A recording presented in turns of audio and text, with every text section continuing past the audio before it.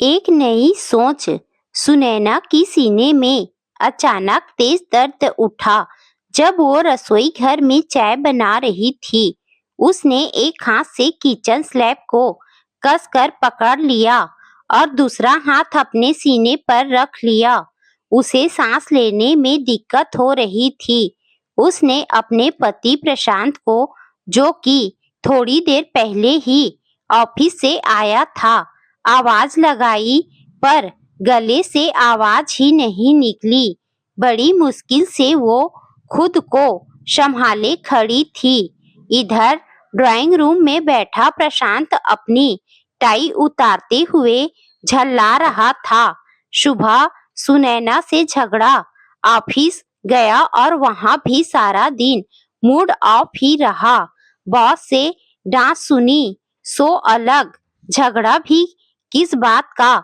उसने मायके जाने के लिए ही तो पूछा था। मेरे साफ मना करने पर कि तुम चली जाओगी तो घर का ध्यान कौन रखेगा?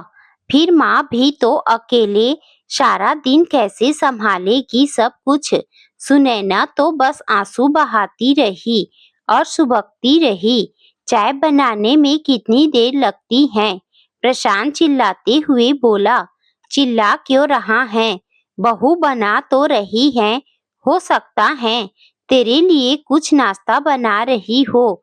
सुबह ना कुछ खा कर गया और ना ही लंच ले गया। तेरा लंच लेकर गेट तक गई थी, पर तू तो ना जाने किस बात पर इतना गुस्सा हो जाता है। संजना ने अपने बेटे प्रशांत को पानी का ग्लास थमाया। ले ठंडा पानी पी और गुस्सा शांत कर। माँ, देखिए ना, कितनी देर हो गई मुझे ऑफिस से आए हुए और सुनैना ने अभी तक चाय नहीं दी और ना ही पानी तक के लिए पूछा। पता नहीं सारा दिन घर में करती ही क्या है। थका हुआ घर आऊं और चाय पानी के लिए भी तरसना पड़ता है। बेकार तुमने मेरी शादी करवाई, इससे अच्छा तो पहले ही सही था मेरी जिंदगी में सब कुछ। वैसे भी तुम तो हमेशा उसका ही पक्ष लेती हो और मेरी ही गलती ढूंढती हो। अच्छा देखती हूँ मैं, इतनी देर क्यों लग रही है? वैसे भी वो इस घर की बहू हैं और किसी की बेटी, नौकरानी या रोबोट नहीं जो तेरे और इस परिवार के लिए दिन भर खटती रहे और तेरे इशारे पर नाचती रहे। संजना को बेटे की बातें बिल्कुल पसंद नहीं आ रही थी। ऐसे संस्कार तो नहीं दिए थे बेटे को, फिर अपनी पत्नी के प्रति ऐसा व्यवहार क्यों कर रहा है? मेरा बेटा हो ना हो, कुछ कमी तो मुझ में ही रह गई। बेटे की परवरिश में बहनों का दुलारा, कभी एक गिलास पानी तक अपने से लेकर पीने का मौका नहीं देती थी। रसोई घर में सुनैना को जमीन पर गिरा देख उसके पास दौड़कर आई और उसके हाथों को सहलाने लगी, उसके चेहरे पर पानी के छींटे मारने और माथा सहलाया। सुनैना, बच्ची उठ। क्या हुआ? क्या हुआ मेरी बच्ची? उठ जा बच्ची। संजना की आंखों से आंसू गिरकर सुनैना के चेहरे को भिगो रहे थे, पर वो तो अपनी सास की गोद में आराम से सो रही थी। संजना ने बेटे को पुकारा, प्रशांत जल्दी आ बेटा, सुनैना को कुछ हो गया है। अब क्या हुआ? झल्लाता हुआ प्रशांत सोफे से उठा और माँ की पुकार सुनकर रसोई घर में पहुंचा। माँ, क्या हुआ इसे? कोई नया ड्रामा कर रही हैं? आप चलो यहाँ से। नहीं पीनी मुझे कोई चाय, आप छोड़ दो इसे यहीं पर। घर में बिस्तर की कमी पड़ रही है इसे, जो यहाँ किचन में आकर सो रही हैं। चुप कर, पहले डॉक्टर को फोन लगा। मुझे लगता है या तो इसका बीपी लो हो गया है या हार्ट अटैक आया है। गर्मी भी तो कितनी बढ़ गई है। शायद गर्मी से ही चक्कर आ गया हो। कुछ भी नहीं हुआ है माँ, इसे बस काम ना करने के नए बहाने खोज रही है और सोच रही होगी ऐसा कोई ड्रामा करे जिससे इसे तुरंत मायके छोड़ आऊं। तेरा बहू से सुबह इसी बात पर झगड़ा हुआ है ना, उसी कारण इसने सुबह से कुछ खाया भी नहीं।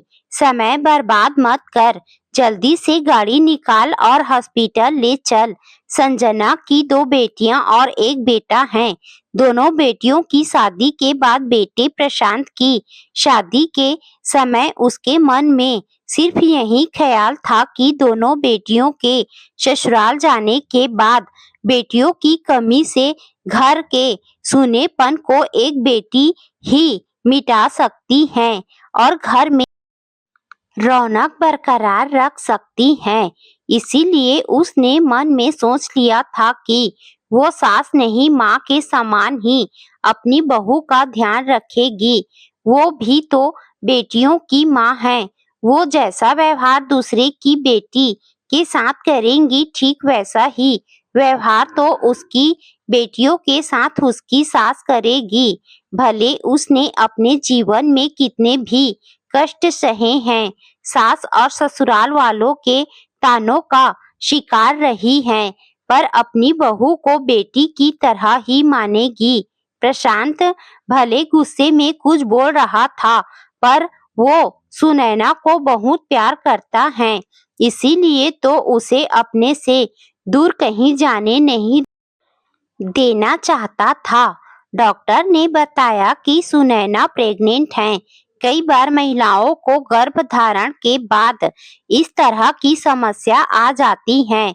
यह खबर सुनकर जहां प्रशांत के पैर जमीन पर नहीं पड़ रहे थे, वहीं संजना घर में फिर से इतने सालों बाद किलकारी गूंजेगी सोचकर ही रोमांचित हो रही थी। सुनैना को जब होश आया और उसने अपनी सास को अपने माथे पर हाथ फेरते देखा तो उसके मन में आवाज आई कि तू तो बहुत ही भाग्यशाली है जो तुझे संजना जैसी सास मिली। संजना ने सुनैना की माँ को फोन पर यह खुशखबरी देते हुए कहा, समधन जी आप लंबा प्रोग्राम बना कर आइएगा। यहाँ संजना जब तक आपके साथ रहना चाहे आप यहीं रहिएगा हमारे घर। जानती हूँ इन दिनों वो अपने मन की बात मुझसे ज्यादा आपसे खुलकर बता पाएंगी। उसे क्या खाने का मन है, क्या करने का मन है। सुनैना की माँ अपनी बेटी के ससुराल में आ तो गई, पर लोग समाज का डर उसे सता रहा था कि लोग क्या कहेंगे कि बेटी के ससुराल में डेरा जमा लिया। हम लोगों की बातों पर जीना तो नहीं छोड़ सकते, वो तो कुछ ना कुछ कहेंगे ही, उसका तो काम ही कहना है। पर हमें अपने बच्चों के बारे में सोचना चाहिए। बस अभी आपकी बेटी को आपकी जरूरत है। सुनैना अपनी सास और माँ के बीच में आकर बैठ जाती हैं और कहती हैं, मुझे आप दोनों की जरूरत है। भले एक माँ ने जन्म दिया है, पर अब मेरी शादी के बाद मेरी दो दो माँ हैं। प्रशांत को भी अपनी गलती का एहसास हो रहा था कि उसे सुनैना के बारे में ऐसा नहीं बोलना चाहिए था। सुनैना की दोनों ननद को भी जब पता चला कि भाभी माँ बनने वाली हैं, तो दोनों बहुत खुश हुई और अपने मायके आ गई। संजना सदन में खुशियों दरवाजे पर दस्तक दे घर में समा रही थी। दोनों बहनों को देखकर प्रशांत बड़ा खुश हुआ। देख, जैसे तुझे अपनी बहनों का यह आना अच्छा लगता है और उनका भी मायके आने का मन करता है, वैसे ही सुनैना भी है ना। उसके भाई बहन और उसका भी मन करता होगा एक साथ समय बिताने का। शादी के बाद अपने खून के रिश्तों को भुला दे। एक लड़की यह उचित तो नहीं। प्रशांत ने अपने कान पकड़ उठक बैठक करते हुए कहा, समझ गया अब कभी नहीं सुनैना से झगड़ा करूंगा। जब वो मायके जाने के लिए बोलेगी, जी मेरा मायका ससुराल दोनों जब एक ही घर में है तो मुझे कहीं जाने की जरूरत नहीं। कुछ महीनों बाद सुनैना ने जुड़वा बच्चों को जन्म दिया, एक बेटा और एक बेटी। मैं भी बेटियों की माँ बन गई। सुनैना ने जब अपनी दोनों माँओं से कहा, तब सामने खड़ी दोनों ननंद हंसकर बोली, बेटियां नहीं, एक बेटी और एक बेटा है। ध्यान से देखो भाभी।